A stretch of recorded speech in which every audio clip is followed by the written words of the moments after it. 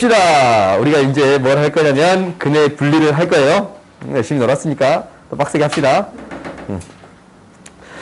우리가 여기에서 이제 두 실근에 대하여 P보다 클 때 조건들을 봐봐. 두 실근이 P보다 작을 때, 두 근 사이에 P가 있을 때, 두 근이 PQ 사이에 있을 때예요. 오케이? 그러면 어떻게 됩니까? 라는 걸 한번 해봅시다. 봐봐. 우리가 이제 여기서의 핵심은 뭐냐면 이거야. 이거의 두 실근이 나왔다라는 것은 이 얘기는 어떤 얘기랑 같아요? 항상 하는 얘기잖냐. 이건 이제 굉장히 중요한 얘기. 이게 뭐랑 같다고? 뭐랑 같아? 실근. 뭐랑 같아요?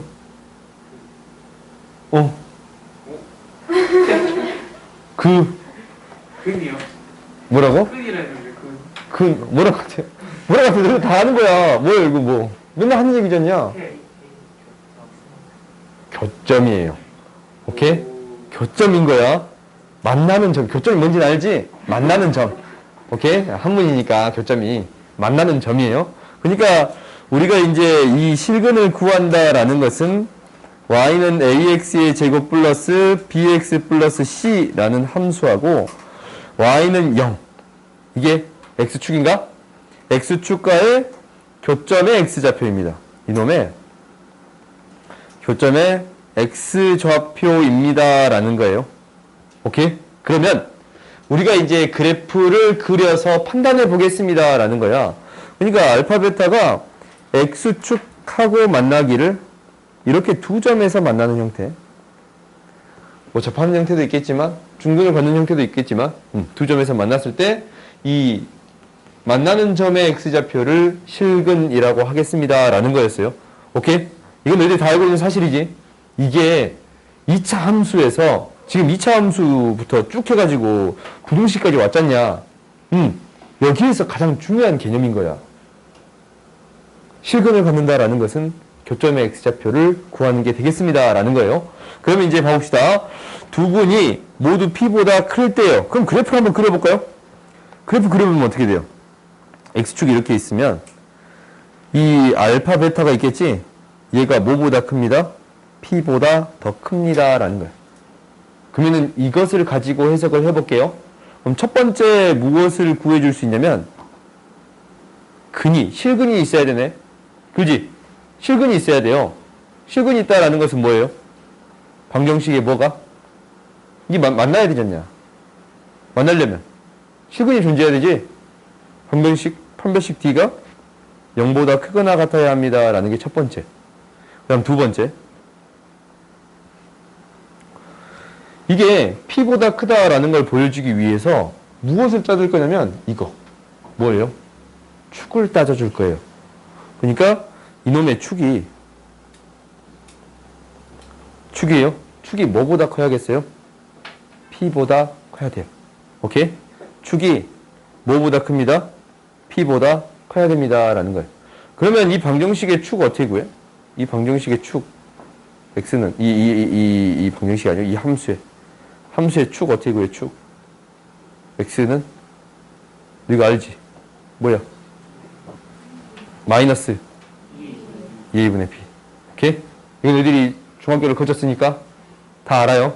그러면 이 축이 P보다 더 커야 됩니다. 라는 거네. 그러면 여기서 아직 안 끝났어요. 두 근이 뭐보다 커야 되니까? P보다 커야 되니까 봐봐. 이 두 조건만 따졌을 때 라고 생각을 해봤더니 그래프가 어떻게 그려지냐면 이렇게 그려질 수 있다라는 거야. P를 기준으로 축이 더 크잖냐. 그리고 두 점에서 만나는 그래프 중에 이렇게 그려지는 그래프 생길 수 있어요? 없어요? 있지?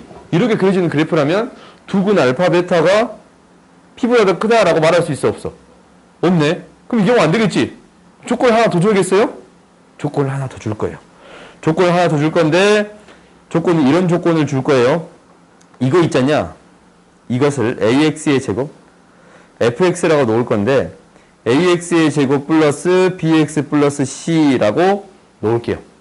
이 함수식을 이렇게 놓을 수 있지? 그러면 이 함수에다가 이게 이제 봐봐. 이 함수의 값이 P를 대입했을 때 함수의 값이 음수가 나오면 안 돼요. 어떻게 해야 돼요? 양수가 나와야겠습니다. 라는 거예요. 이 함수의 값이 P를 대입했을 때 이놈의 함수의 값 FP의 값이 0보다 더 큰 값이 되어야겠습니다 라는 거예요. 그래서 세 번째예요. 세 번째 뭐가 FP의 값이 양수가 되어야겠습니다 라는 거예요.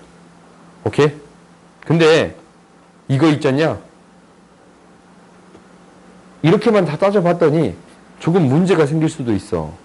그래서 A를 양수라는 조건을 기본적으로 줄게요. 오케이?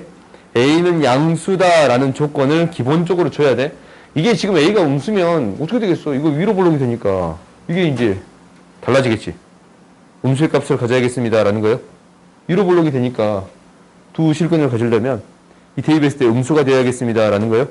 오케이? 그러니까 양수로 줬으니까 함수의 값이 0보다 큽니다라는 거예요. 오케이? 그 다음 그 밑에 해봅시다. 뭐 크거나 같다. 두 근이 중근도 포함해요.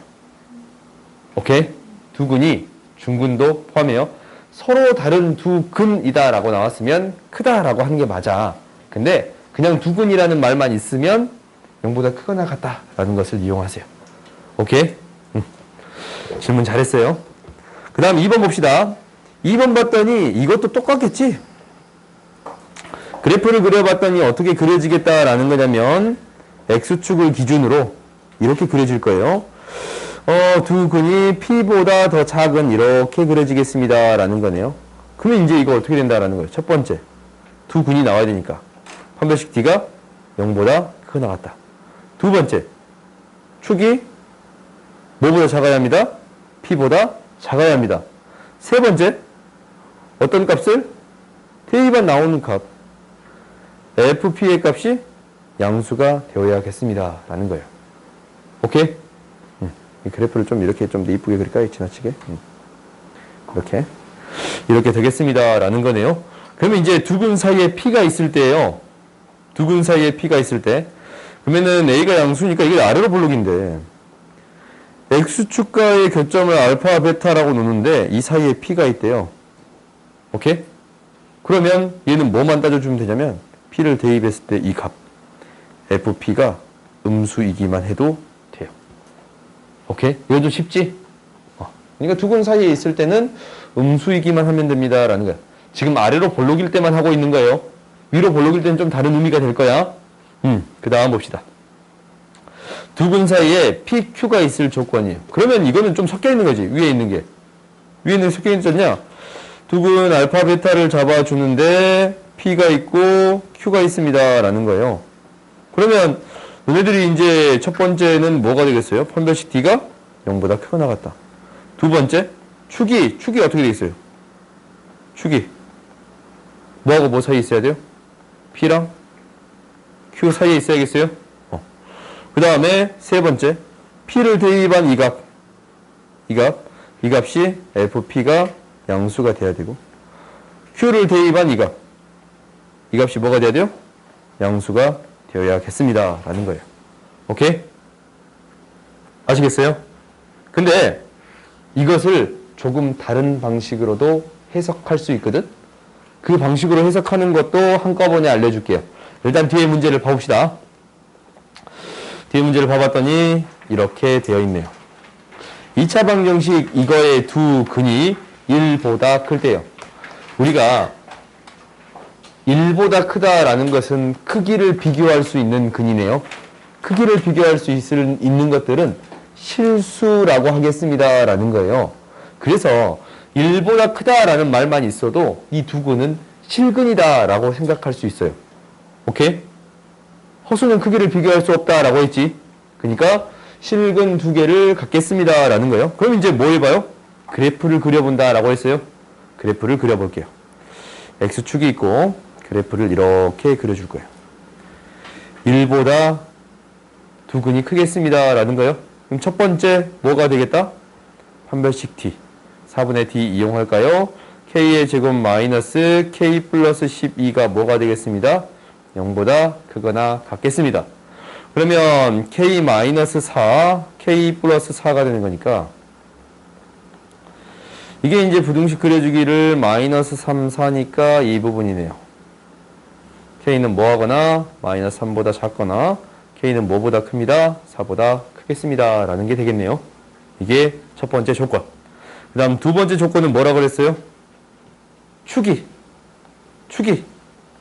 1보다 크겠습니다. 축은 마이너스 2a분의 b라서 마이너스 2a분의 b, k예요. 이게 축이야. x는 k. k는 뭐보다 큽니다. 1보다 더 크겠습니다. 라는 게 두 번째 조건이에요. 오케이? 그 다음 세 번째 봅시다. 이 축이야, 축. 세 번째 봅시다. 세 번째는 뭐라고? 2를 대입했을 때 이놈의 함수의 값. 이걸 fx라고 놔뒀을 때 여기다 2를 대입하는 거지? f2를 대입했어요. 2를 대입했더니 1 마이너스 2k 플러스 k 플러스 12가 0보다 크겠습니다. 라는 거예요. 정리해 봤더니 K는 뭐보다 작아요? 13보다 더 작아요. 오케이? 그러면 이제 공통된 범위를 찾아준 게 우리의 목표야. 공통된 범위를 찾아줄 건데 첫 번째 3-3보다 작거나 같고 4보다 더 크거나 같아요. 이거랑 K가 뭐보다 큽니다? 1보다 더 큽니다. 라는 거의 공통된 범위는 얘예요. 오케이? 여기에서 어떤 범위를 구해주세요? 13보다 더 작은 범위를 구해주세요. 이 세 개의 범위의 공통된 범위를 구해주세요. 공통된 범위를 구해주세요. 라는 거지? 그럼 결론적으로 어떤 범위가 되겠습니다? 이 범위가 되겠습니다. 라는 거네요. 오케이? 그럼 너희들이 이 정도는 구해줄 수 있겠지? 그지? K의 범위는 뭐가 돼요? 4보다 크거나 같고 13보다 더 작습니다. 라는 거예요. 오케이? 그러니까 이거를 사실 가보면 판축함이라고 해서 외우거든. 판축함. 굉장히 뭐 조선시대 함정 같잖냐. 판별식, 축, 함수값 이렇게 외우는데 굳이 그렇게 외우지 말고 그래프를 그려보고 항상 고민하세요. 오케이? 항상 그래프를 그려보고 고민해봐야 돼. 다른 방식으로도 내가 알려줄 수도 있는데 그거는 일단 너희들이 이렇게 다 풀어봐. 그 다음에 다음 시간에 내가 그 근해 분리 문제를 싹 풀어줄 거야.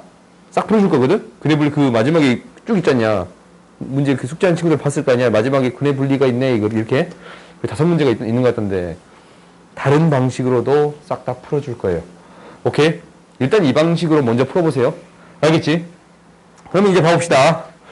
이제 11번. 두 근이 2차 방정식의 두 근 사이에 있을 때 그러면 2차 방정식의 이 두 근을 먼저 구해줘야겠네요. 그러면 얘가 인수분해 되기를 x-5 x 플러스 1이 0이 되는 거니까 x는 마이너스 1 또는 x는 5가 되겠습니다. 라는 거네요. 그러면 이놈의 두 근이 마이너스 1하고 5 사이에 있어야 돼요. 그럼 첫 번째 뭐부터 따져요? 판별식 D부터 따지네요. 짝수 공식 이용할게요. m이 0보다 더 크겠습니다. 그럼 m은 1보다 더 작거나 같습니다. 라는 게 첫 번째.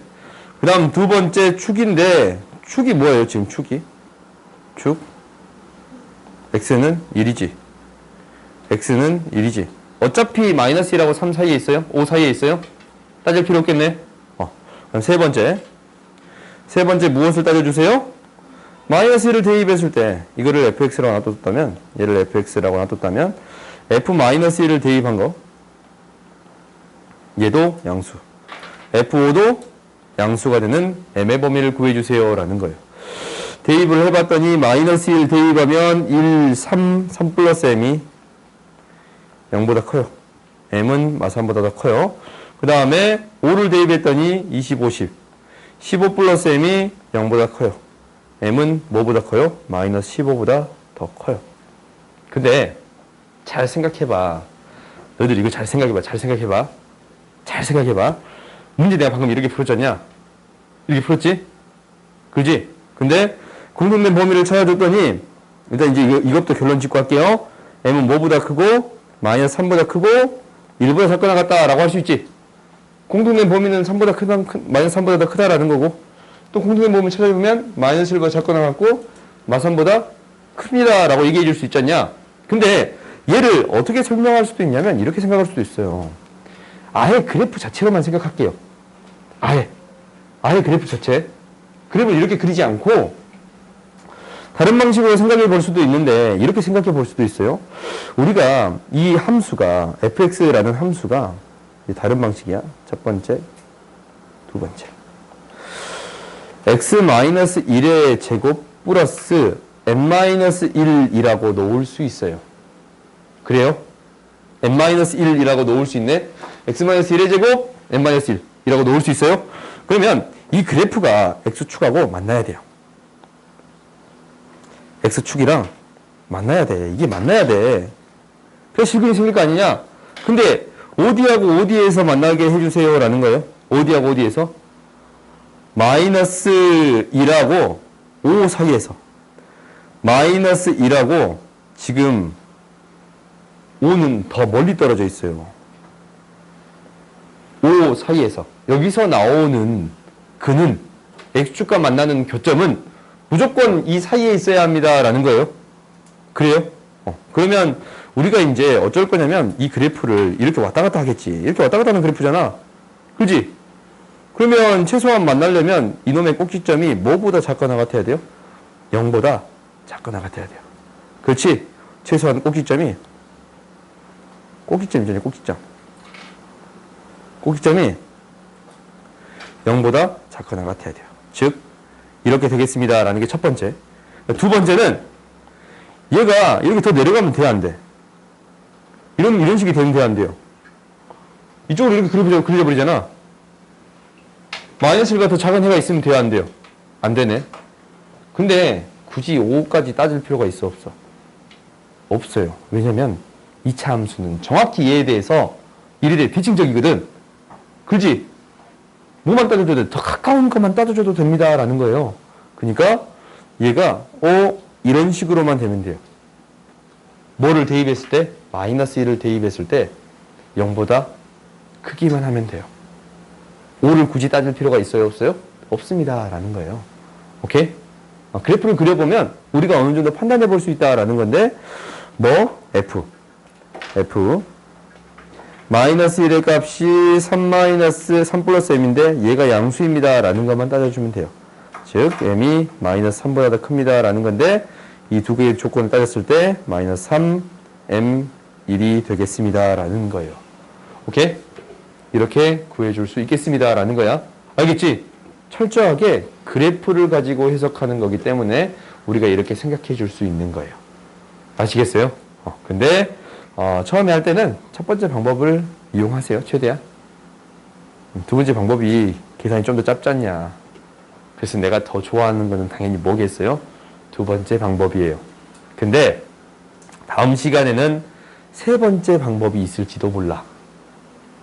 다음 시간에는 세 번째 방법이 있을지도 몰라요. 오케이? 세 번째 방법이 있을지도 몰라. 그러니까 다음 시간에는 세 번째 방법을 알려줄게요. 오케이? 세 번째 방법까지 알려줄 건데 반드시 기억해야 되거든. 이 첫 번째 방법은 반드시 기억하고 두 번째까지는 기억해도 돼요. 세 번째 방법을 알려주셨냐?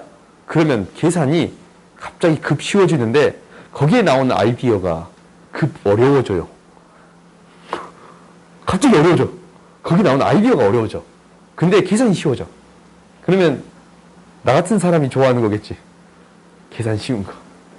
오케이? 아무튼 봅시다.